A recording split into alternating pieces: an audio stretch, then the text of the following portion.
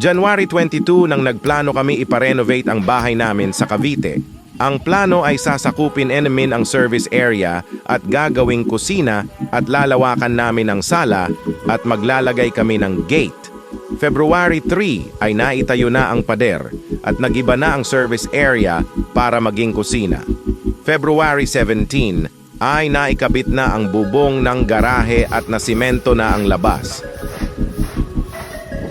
February 24 ay nagpasya na kami bumili ng gamit unti-unti tulad ng refrigerator at automatic washing machine. At sa araw din yon ay nagtungo kami sa bahay para i-check kung ano nang natapos nila. Nagawa na nila ang kusina at nag-tiles na sila sa second floor.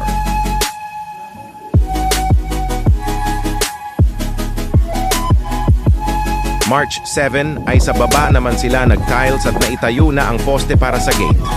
At unti-unti na din binubuo ang mga built-in cabinet ng kitchen.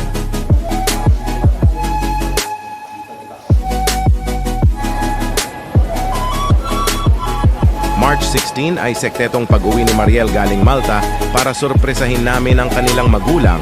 Ilang taon na din kasi hindi umuuwi ang kanilang bunsong anak.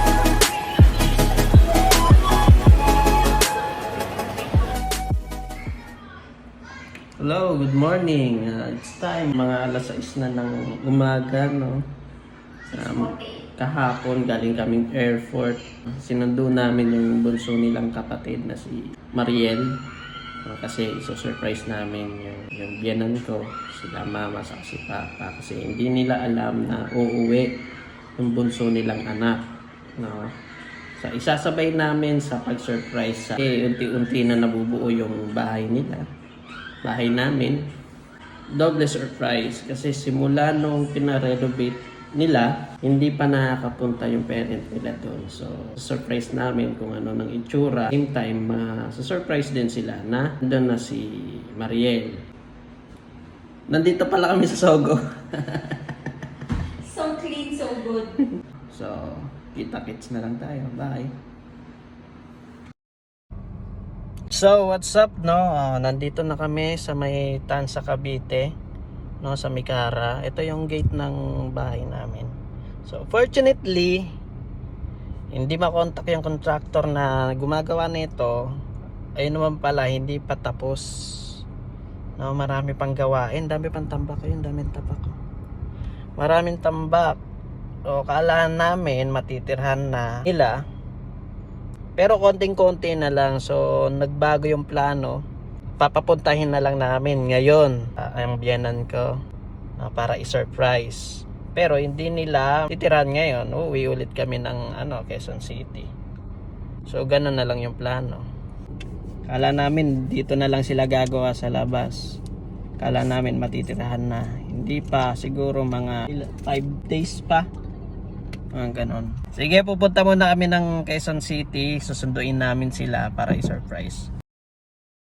Johnny, yes, Papa. Eating sugar, no, Papa. Hi.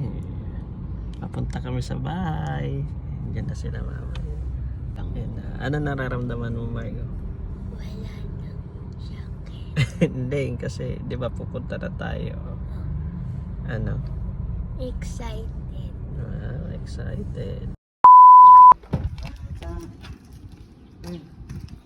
Yan, nandito na kami. Okay na, okay na. 1, 2, 3. Okay na po. Doon naman sa bandang O, dali picture pa kayo dyan. Saan pa kami? For the vlogger. Wow! 1, 2, 3.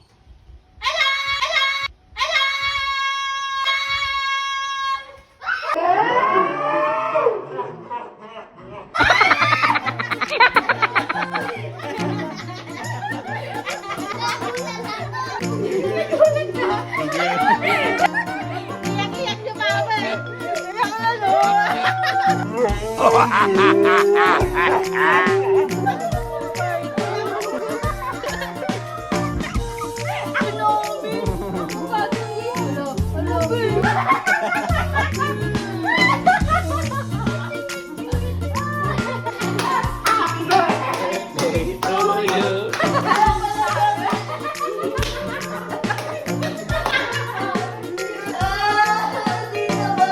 At there's more, uuwi kami papuntang Southern Leyte para magbakasyon.